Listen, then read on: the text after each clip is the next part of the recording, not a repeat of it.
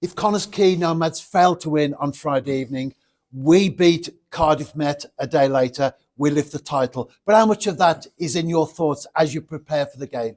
Yeah, I think it's always in your thoughts at the back of your head, But at the end of the day, we obviously there's a lot of moving parts there, ifs, buts, maybes.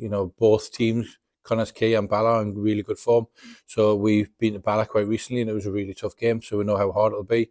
So yeah, it's something that completely out of our control.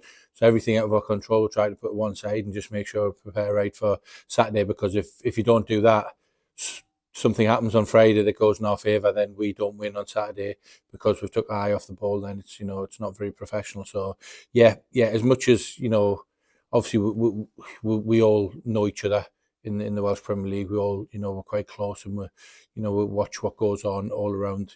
Got players all around that we're interested in, teams that we're interested in. But at the end of the day, we just got to make sure that we look after ourselves. Our last 3 games against Cardiff Met have been emphatic victories for the New Saints. We've scored 20 goals, conceded just 2 in the process. But if we go back to the 4th game, they beat us 3-2, the only defeat that we suffered last season. Yeah. So we know what they're capable of. Yeah, without a doubt. The last one was, it wasn't, it was a little bit, of a false situation because obviously, Cardiff Met had a lot of players out there, a lot of young players, no doubt that experience of coming here. And obviously, you look at it, and one of the good things about football is that not all positive experiences are good experiences, so they would have learned a lot from them. They would have, know what it's like to be, have the game dominate against them, and they'll only learn from that. That's what being a young player is, and learning, and so Ryan, he's always got his teams really well set up. He's a fantastic coach, really good manager. He's got a good group of lads together, got some very talented lads, and very, I think they always physically, from a fitness point of view, always really good. It's going to be a tough game. You look at it, and they're going to want to get as many points as possible to try and get a finish as high up the table as possible as well. So now it's certainly a foregone conclusion. Certainly not, should I say? It's not something that will be turned up for and taking it lightly because, as we said, it's a year ago, just over a year ago, I think it is. We suffered our only defeat of the season to them, and let's hope and prepare properly that it won't happen again. Our last 3 games have all been on the road. We won all 3 of them. 2 of them on grass pitches. The conditions were far from ideal. Have you been happy with the way that the players have been able to adapt to different circumstances and still come through successfully? Yeah, definitely. You look at it, and I know a lot's made about, us playing on a 3G surface, etc. But it's just as, other people complain about it's unfair, etc. But then it's just as unfair for us when we come to grass pitches. Obviously, it's not many of them, and especially grass pitch that heavy. We've had some really bad weather over the last 2 weeks, and Britain Ferry was very, very heavy, and obviously Carnarvon, there was loads of rain there, and the pitch, the surface is always good there. Groundsman does a fantastic job, but it was really, really heavy as well. So it's a completely different dynamic on the muscles of the legs. So yeah, it's something that I'm really pleased with.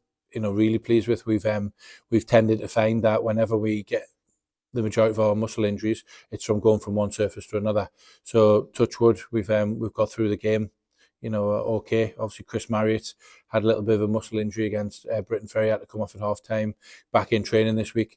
So yeah, touch wood, it's something that we've got through, and the boys have managed it really well. And obviously, I think it's credit to Daniel and Phil, for the medical and the sports science side to get the loadings right, and we've managed both games because both were tricky games. They were, I know we win 5-1 then 8-1. It looks really, really, easy on paper, but it's not, and especially Carnarvon away, it's a really tough place to go.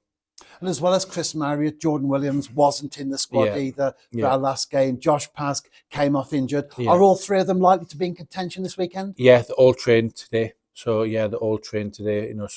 Jordan had a bit of a little bit of a muscle fatigue in his calf. So yeah, from that point of view, and Pasky was just a heavy blow on the knee. He had a couple of stud marks across his knee, and and it took a heavy blow. So but yeah, they've all had 2 or 3 days off recovery, and they'll all train today. They'll all train the rest of the week, and they'll all be available for Saturday. As far as training's concerned, the fact that the team trains on the same pitch that it plays on, Yeah. is that a big plus? Yeah, I think it's got to be. I think there's much more pluses than negatives. Ideally, you'd like to train the same surface, but not the actual same pitch. You don't want to lose that match day feel. When you come to game day, a lot of teams train away at a training ground, and then they come into the stadium to play, and it defines training and a match day. So you've got the negative from that point of view, but from a positive, the familiarity, is something that works in our favour. But like I said, from an ideal point of view, you train on the same surface, the same dimensions, but obviously it will be away from the match day game. So when there's match day, it's got a different feel about it. Last week in the press conference, we spoke about Matthew Olashunde. Yeah. How far away is he from match fitness and being involved in the first team squad? Yeah, he's getting there. This will be the end of his third week. This week, with the conditions being really heavy on Friday, it was probably a day or so too early. He's trained all week. He's trained all last week. Trained all the week before. He will train all this week, and he probably will be involved in the squad on Saturday. So it gives an extra day of training. With the game being a Saturday, obviously home game as well, so it's not a heavy pitch. So yeah, he probably will be involved on Saturday. If not, it'll certainly be the week after. In the last few games, there have been significant changes in terms of numbers, apart from the goalkeeper. Are we likely to see changes again this coming Saturday? Yeah, again, with when we've got everyone fit, it's up to myself and the staff to pick the right team to win the game, each individual game. We put the strongest team out that we think are going to win that game, and the same will happen on Saturday. It's very, very boring, and I'm being very boring about it, but it is what it is. It's a second day of training today, so we've still got 2-3 days left of training. We've got an idea.